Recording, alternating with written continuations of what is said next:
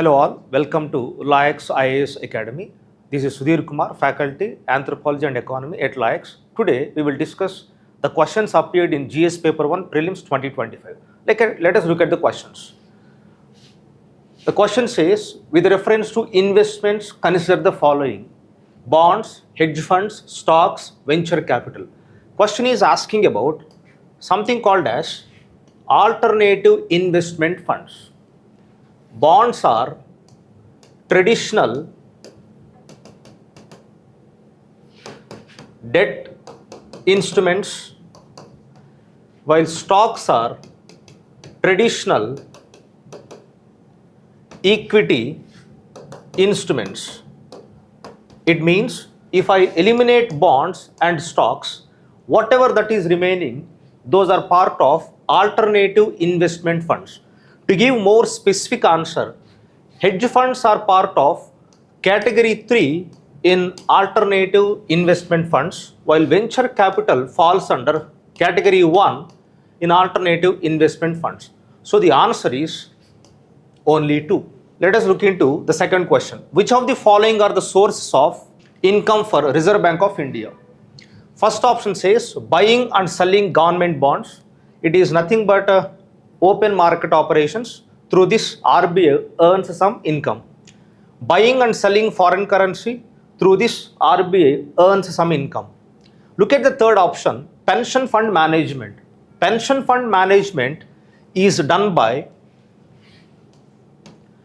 Pension Fund Regulatory Development Authority, PFRDA. So RBI has no role in pension fund management. Strike that option off.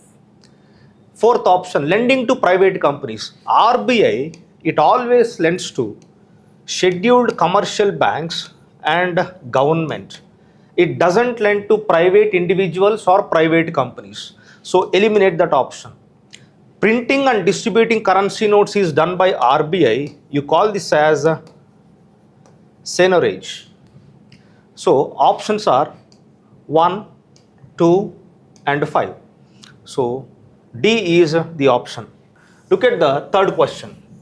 It is asking you to identify some organizations along with their functions and the ministry under which these organizations are functioning. To begin with, ED, popularly referred as ED in news, Directorate of Enforcement. You look at the ministry it works. It works under Ministry of Finance. It works under Ministry of Finance. Therefore, it is a bad pairing. But the functions are correct. Directorate of Revenue Intelligence, it enforces provisions of Customs Act. Functions are correct. Ministry is also correct.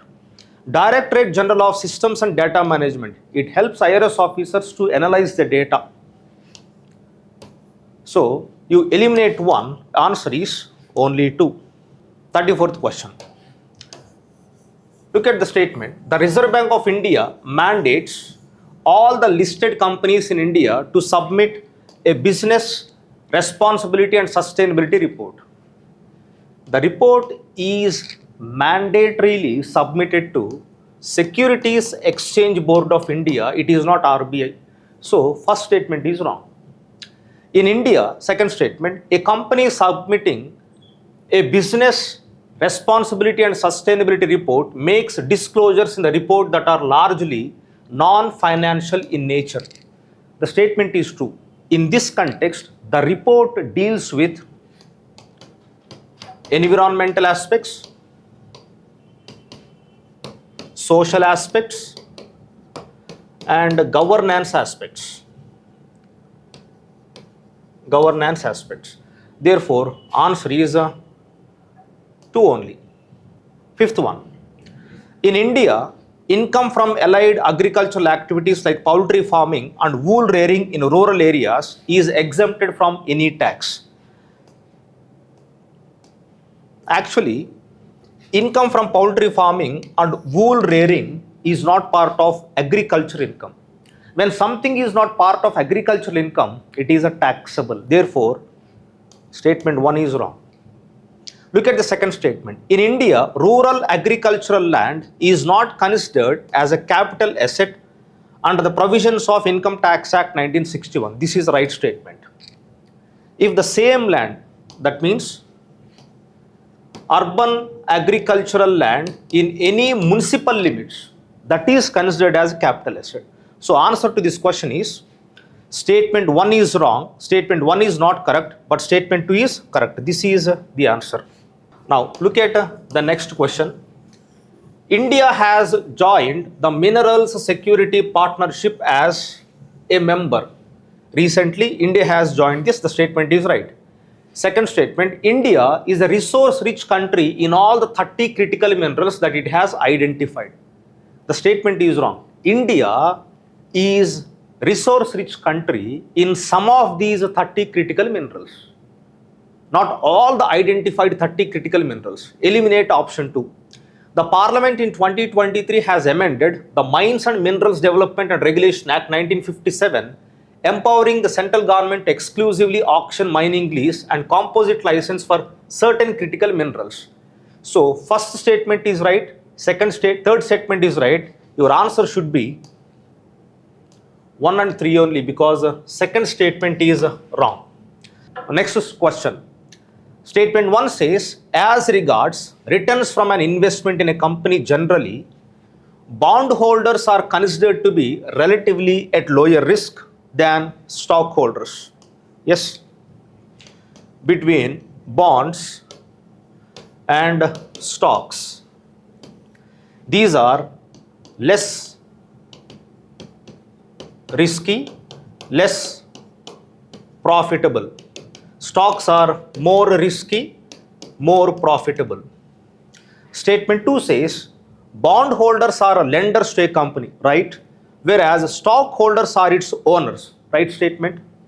Statement 3, for repayment purpose, bondholders are prioritized over stockholders by a company. Yes, when any company is about to file for bankruptcy, whatever assets of a company are available, after liquidation, bondholders are paid first, then it comes to shareholders and their payment.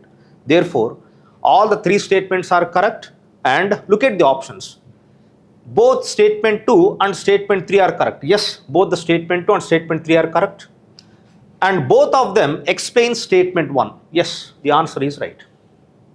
So this is about 7th question. Next question. Look into the 3 statements given. India accounts for a very large portion of all equity option contracts traded globally, thus exhibiting a great boom. It is in news recently. Yes. India's stock market has grown rapidly in the recent past, even overtaking Hong Kong at some point of time. There is no regulatory body either to warn the small investors about the risk of options trading or to act on unregistered financial advisors. If you understand, statement 2 is right, but look at the statement 3. There is no regulatory body regarding what? To warn small investors about risk of options trading. The statement 3 is wrong because we do have a regulatory body to do this purpose in India. SEBI do warn investors. So eliminate option 3. Answer should be 1 and 2. Now come to the next point. Next question. Circular economy reduces emissions of greenhouse gases. Right statement. Statement 2. Circular economy reduces the use of raw materials as inputs. Again, right option.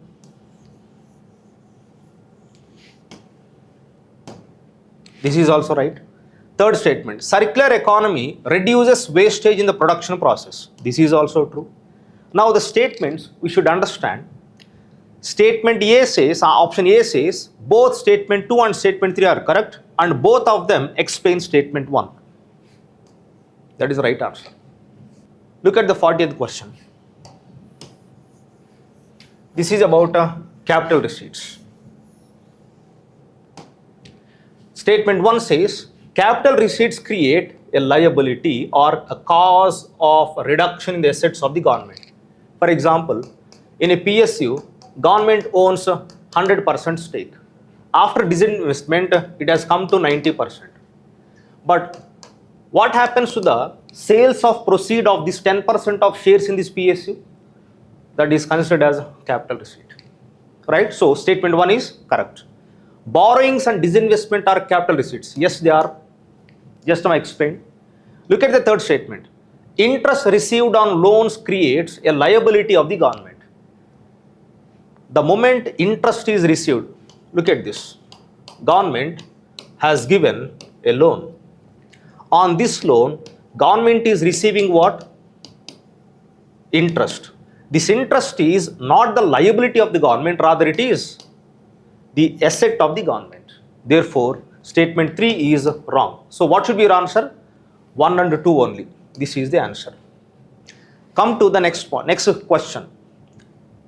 It seems like a mathematics question. No, it is a very pure conceptual based question. Suppose revenue expenditure. What is the formula? Revenue expenditure is equal to what? 80 crores and the revenue receipts of the government are 60 crores. Government budget shows borrowings of 10,000 crores and interest payments of 6,000 crores. Now check the statements. Revenue deficit is equal to, look at the formula. Revenue expenditure minus revenue receipts is equal to revenue deficit. So revenue expenditure is 80,000 crore minus revenue receipts are 60,000 crore. Answer is 20,000 crore. So this is right. Now let us look into the remaining options. Fiscal deficit is 10,000 crore. Where is the information regarding fiscal deficit? Your fiscal deficit is nothing but a government's budgetary borrowings. How much is that? 10,000 crore. So fiscal deficit is 10,000 crore. Right answer. Primary deficit is 4,000 crore. What is primary deficit? Primary deficit is equal to fiscal deficit minus interest payments. How much is a fiscal deficit? 10,000 crore given. How much is interest payments? 6,000 crore. What is the answer? 4,000 crore. So this is right. So option D is correct for 71st question. Next. Let us look into another question. Again, some numbers were given by UPSC for the first time now, I guess. Check the question. A country's fiscal deficit stands at 50,000 crore. It is receiving 10,000 crores through non-debt creating capital receipts. What is non-debt creating capital receipt? It is nothing but money earned through something called as disinvestment. Disinvestment proceeds are non-debt creating capital receipts. The country's interest liabilities are 1,500 crore. What is the gross primary deficit? Already in the earlier question, I gave you the formula. Primary deficit is equal to fiscal deficit minus interest payments. Interest liabilities are 1,500 crore. So if I deduct 50,000 crore and 1,500 crore from it, I get 48,000 crore. Sorry, 48,500 crore. So answer is A. Look into the 76th question. Which of the following statements with regard to recommendations of 15th Finance Commission of India are correct? It has recommended grants of 4,800 crores from the year 22-23 to the year 2025-26 for incentivizing states to enhance educational outcomes. This was directly lifted from economic survey. Statement 1 is right. Second statement, 45% of net proceeds of union tax are to be shared with states. It is 41%.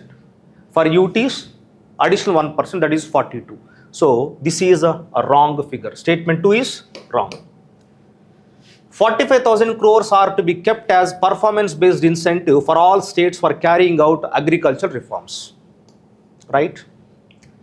Fourth statement, it reintroduced tax effort criteria to reward fiscal performance of states. Right statement. So eliminate 2. 134 is the answer.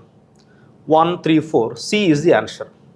This is a question from international organizations or international financial organizations, particularly World Bank Group. Look at the statement. International Bank for Reconstruction and Development, statement 1 says it provides loans and guarantees to middle income countries, right statement. It works single-handedly. It works along with the World Bank Group. It doesn't work single-handedly. It was established to help Europe rebuild after the World War II. Yes. Initially, the purpose is to help countries within Europe to rebuild themselves after World War II. Later, it got extended to other countries also. So, you eliminate 2, eliminate this, eliminate this, eliminate this. Answer is 1 and 3. Next, 78th question. In RTGS, the settlement time is instantaneous, right? While in case of NEFT, it takes some time to settle payments. Yes. The reason is, in NEFT, it takes place. The transactions are seen in the accounts with half an hour time delays. So, statement 1 is correct. In RTGS, the customer is charged for inward transaction, that means incoming transaction, while that is not the case for NEFT. In none of these RTGS or NEFT, there is no charge for inward transactions. Statement 2 is wrong. Operating hours for RTGS are restricted on certain days, while this is not true for NEFT. This is also a wrong statement. For both RTGS and NEFT payments, you can make transactions 365 days. 24/7. So, answer is A only. Next, 79th question in set B or 16th question in economy module. Consider the following countries: UAE, France, Germany, Singapore, Bangladesh. How many countries among the above are there other than India where international merchant payments are accepted under UPI? With UAE, yes. With France, yes. Germany, it did not accept. Singapore, yes. Bangladesh, no. So, answer is, you eliminate 2, answer is only 3. Now, this is a tricky question. This is from current affairs. So, in economy, you got 16 questions, right? Apart from 3 questions, remaining 13, they are easy to medium. Any serious student should get 13 questions right out of 16. Thank you.